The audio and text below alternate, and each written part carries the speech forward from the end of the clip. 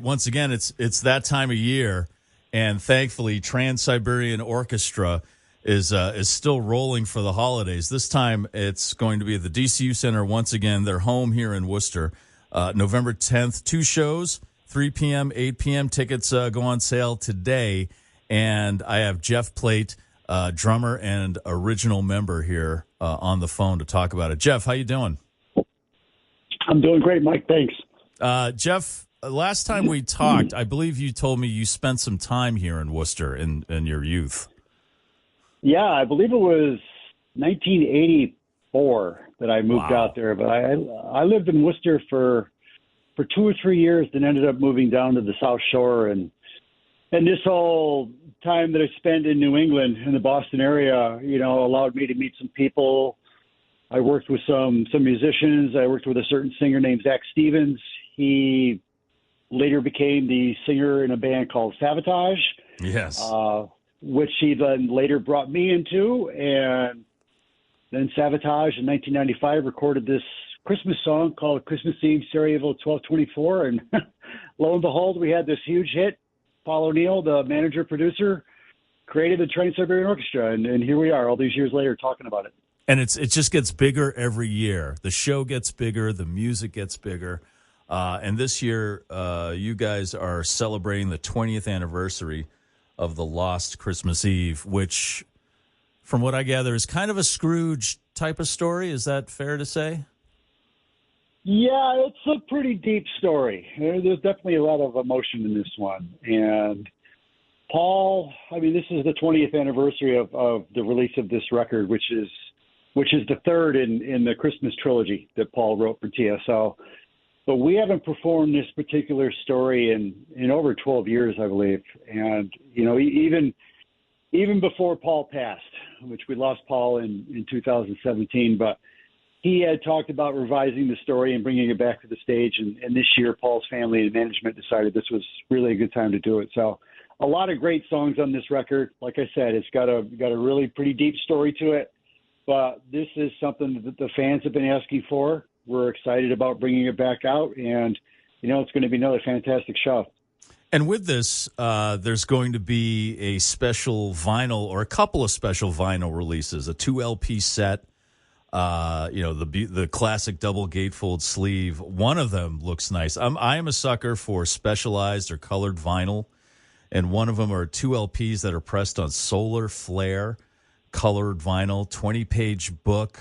It's got this foils, like shiny foil gatefold jacket.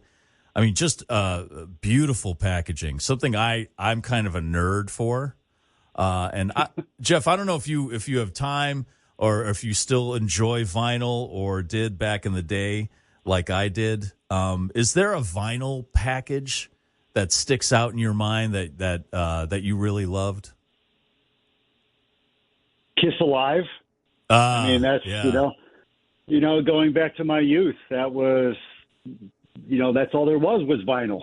Yeah, right? Yeah. I don't even think cassettes were a thing. I'm talking, I saw Kiss on television in 1975, and as soon as that live album came out, I bought it and just, wore the thing out. But, yeah, I have a whole collection of vinyl, and it's really pretty cool to see it coming back around. There is a difference in the sound, but I think it was pretty cool also is just that, you've got this thing that you can hold in your hand and you look at the artwork, you look at the album, it just kind of takes you back to a certain time.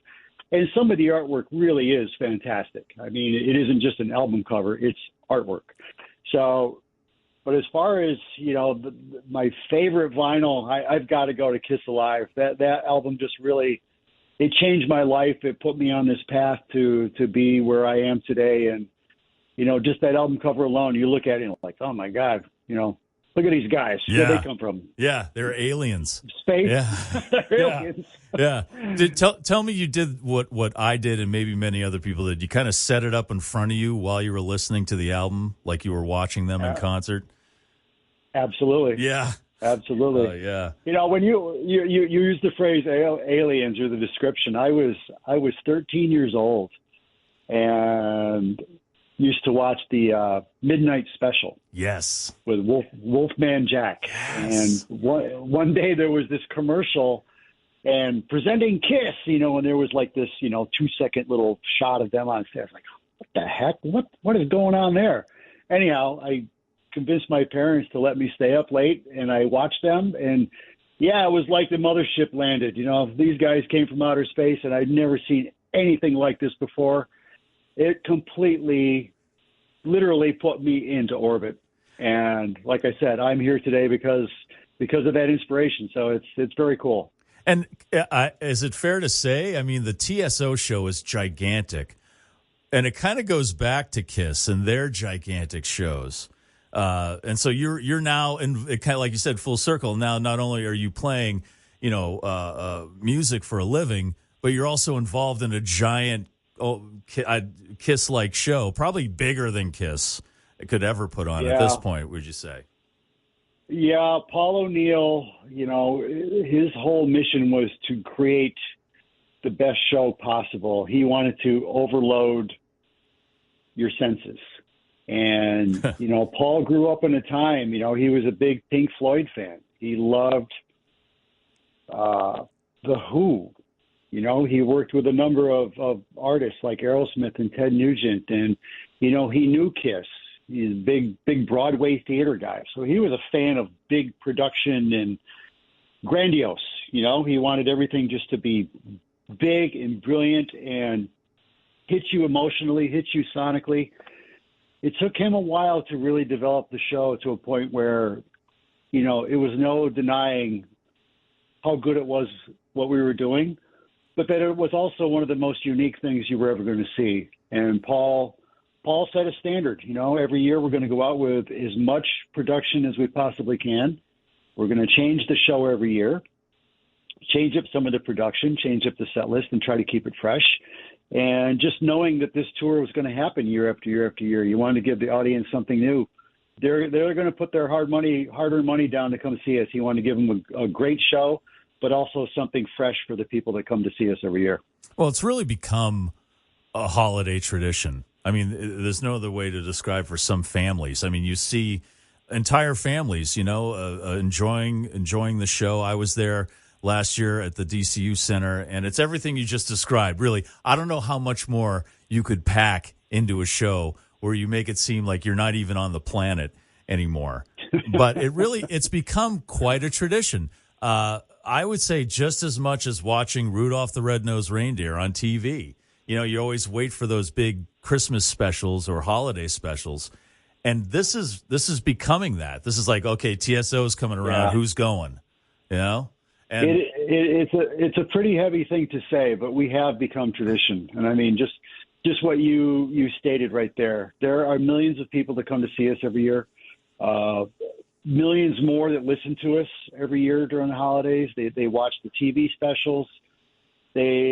Some people cannot function during the holidays until they've seen our show. Right. We put them in the spirit. But to your point about families, we realized something from the very beginning, that this is a rock show and we are a rock band, but the holiday theme to what we do and the story behind it just connects with everybody. And once we saw families showing up to the shows, Paul was very aware of everything. We were very conscious about the volume of the show and keeping the show moving, keeping it entertaining for a child, but also making it entertaining for your grandparent who's going to sit there and, sometimes older people just, they don't like loud shows, et cetera.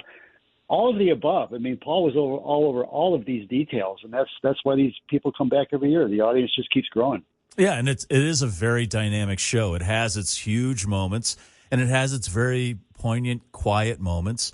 There's a narrator who comes out to make sure everybody knows what's going on. It's a full on. When you said Broadway, it's right up there. It's a full show for everyone. I loved going last year, and I always love, and I experienced this at some shows. Like I went to see Metallica recently, and you see the parents and the Metallica T-shirts from either the 80s or 90s, and then you see their kids with them with the brand new Metallica shirts. And you see the same thing every year at the TSO show, which I think is just great. It's a parenting win to me. You're raising your kids right. You know, it's the parents and then the kids, or like you said, the grandparents and then the kids and then their kids, the grandkids. So it's definitely something for everyone there. Paul created something that was going to be passed on from generation to generation. It is being passed on. Yeah. You know, we've up until COVID, we would do these autograph lines after the evening shows, and I mean, years ago, you got these kids coming through, and you sign their program, and they're all excited.